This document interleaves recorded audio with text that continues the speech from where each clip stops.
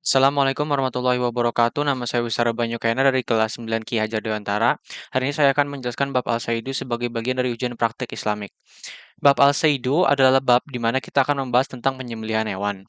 Nah, terdapat lafaz asy dalam bab Al-Saidu yang berarti kalimat masdar yang mana di sini diungkapkan untuk makna isi ma'ful yaitu lafaz al-masyid yang bermakna binatang yang diburu. Dalil mengenai hal tersebut terdapat pada surat Al-Maidah ayat 2 yang berarti maka dihalalkan bagimu berburu.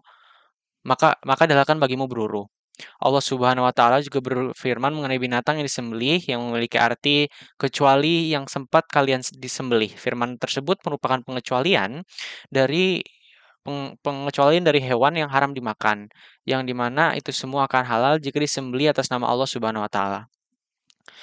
Binatang yang dimaksud adalah binatang darat yang halal dimakan, maka penyembelihannya dilakukan pada leher bagian atas yaitu halq dan leher bagian bawah yaitu labbah. Di sini juga terdapat al-zakah. Maaf, sebelum itu ada juga hewan laut yang halal dimakan, ada juga hewan laut yang halal dimakan, maka halal untuk dimakan tanpa disembelih. Di sini juga terdapat di bab tersebut juga terdapat al-zakah yang secara bahasa berarti enak dan secara istilah atau syara adalah menghentikan al-haroroh dan al-ghorisiyah atau nyawa dengan cara tertentu.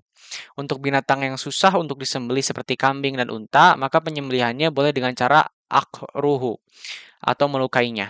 Maksudnya adalah melukainya yang bis maksudnya adalah melukainya yang bisa menyebabkan kematian dengan cepat dan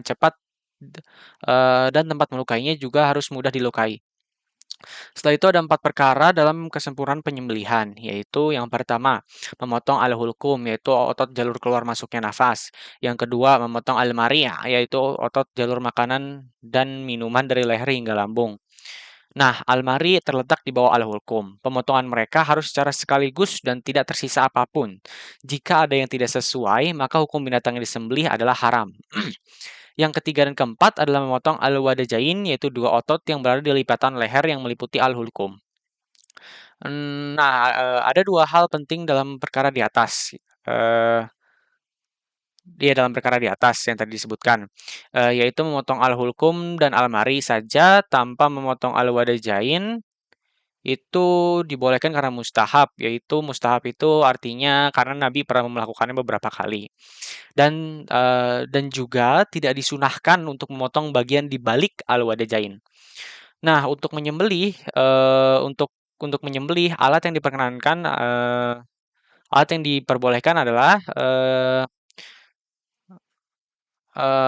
setiap perkara atau alat tajam kecuali gigi, kuku, dan sisa tulang. Karena hukum menggunakan mereka adalah haram. Sesuai dengan sabda Rasul yang memiliki arti eee, sesuai dengan sabda Rasul yang memiliki arti sesuatu alat yang dapat mengalirkan darah dan disebutkan nama Allah Subhanahu wa taala ketika menyembelihnya, maka makanlah hasil sembelihan. Nah, untuk orang-orang yang diperbolehkan untuk menyembelih adalah setiap orang muslim dan kafir kitabi seperti Yahudi dan Nasrani yang baligh atau tamyiz yang mampu untuk menyembelih maka hukumnya halal. Dan menurut pendapat Al-Adhar, sembelihan orang gila dan orang mabuk juga halal. Yang tidak diperbolehkan untuk menyembelih adalah sembelihan orang Majusi, orang yang menyembah berhala, dan orang sesamanya yang sama-sama tidak memiliki kitab samawi di agamanya. Jadi itu sekian dari saya tentang penjelasan bab Al-Saidu. Terima kasih karena telah memperhatikan. Wassalamualaikum warahmatullahi wabarakatuh.